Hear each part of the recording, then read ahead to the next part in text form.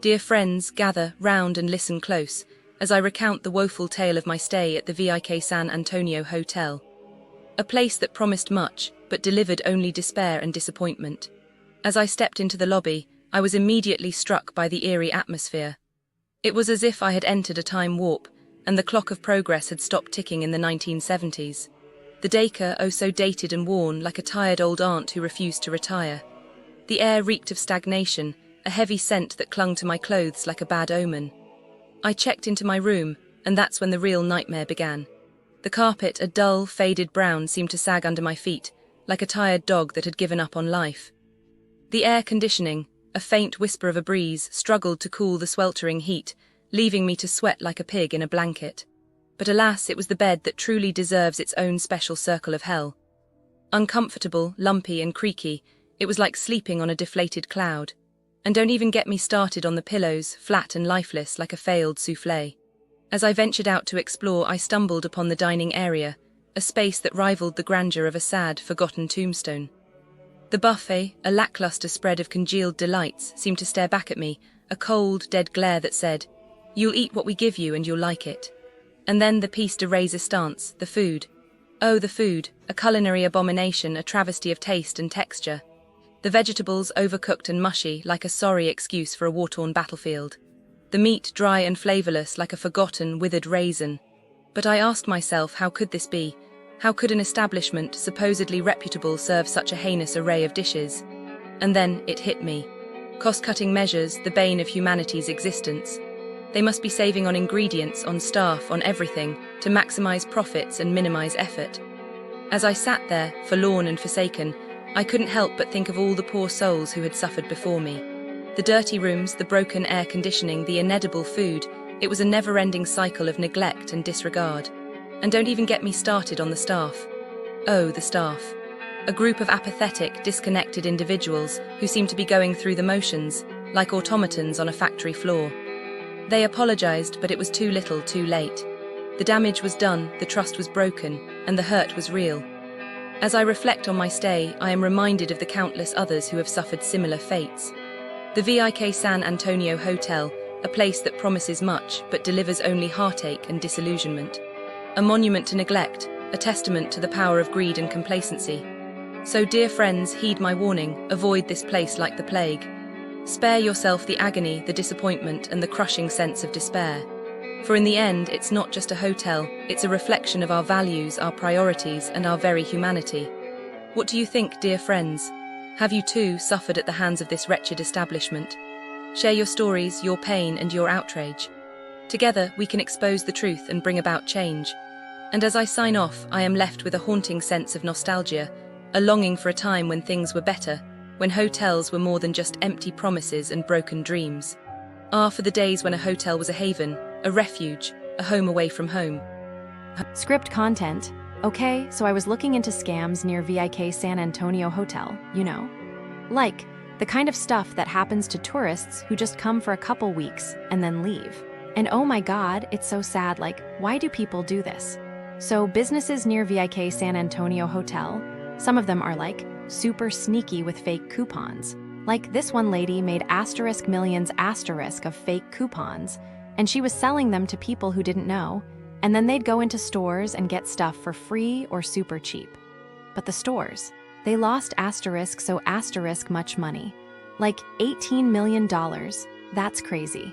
And you know what probably happened? The tourists who used them probably got in trouble when the cashiers figured it out. Like imagine being on vacation and suddenly you're accused of fraud. And the lady who did it, probably in jail now. Good. Then there are businesses near VIK San Antonio Hotel that are like fronts for stealing from people. Like this couple had all these fake companies, and they tricked seniors into giving them money and even their *homes*. Can you believe that? Like, how evil do you have to be? And they used real storefronts, so it looked legit. Tourists might not lose their houses, but if they walk into some random business for help or advice, who knows what could happen? Probably the couple got caught, I hope so, but the people they tricked, probably still heartbroken. And oh my god, the worst one. Some fake investment company near VIK San Antonio Hotel was promising people 80% returns on crypto. Like, come on, who falls for that? But they had ads and everything, making it seem real. Tourists who don't know better might think, oh, quick money. And then poof, asterisk, their vacation savings are gone. The scammers probably ran off with the cash, laughing. Disgusting. Like, why can't people just be nice? Tourists just want to have fun, and then they have to deal with asterisk this. Ugh. The grim reality of businesses near VIK San Antonio Hotel asterisk. If you're staying at VIK San Antonio Hotel, brace yourself, because the businesses nearby are a masterclass in disappointment. The kind of place where optimism goes to die. Let's peel back the glossy veneer and expose the truth. ** shopping. More like suffering. The shops near VIK San Antonio Hotel don't just sell products, they sell misery. Shops at River Center is less a mall, more a gauntlet of desperation. Vendors don't ask if you want a massage or perfume, they grab your arm like you owe them money. One visitor described it as bullying, another as harassment. Management nowhere to be seen, the food court a ghost town. The H&M, cashiers vanish like magic. And if you park here, prepare for a scam. They'll charge you for hours you didn't stay and slap on extra fees if you dare take too long to find your car. Then there's Tao Spa, where a $40 massage somehow becomes $80 mid-session. They'll send in extra masseuses uninvited, then demand double the price. It's not relaxation, it's extortion. **hotels. Luxury in name only ***. La Isla y El Mar Hotel Boutique is a 5-star illusion. Bed bugs, broken AC, cold showers, and power outages, all for the price of a small fortune. The spa, a no-show therapist who needs training mid-massage. The restaurant, overpriced slop served with a side of indifference. One guest was literally burned by chemicals in the jacuzzi. Management's response: silence. This isn't hospitality, it's a hostage situation. *dining, where regret is the main course. Bollywood is less a restaurant, more a test of patience. Order a curry. You'll get the wrong dish, then be gaslit into accepting it. Ask for cake, they'll refuse unless you buy a full meal. Cockroaches, consider them uninvited guests. And if you dare complain, expect shrugs, not solutions.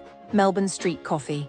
Overpriced, underwhelming. The coffee tastes like regret, the avocado toast like betrayal. The only thing hotter than the sun streaming in, the frustration of paying €10 for mediocrity. *golf. A lesson in arrogance ** Obama Golf is where dreams of a relaxing round go to die.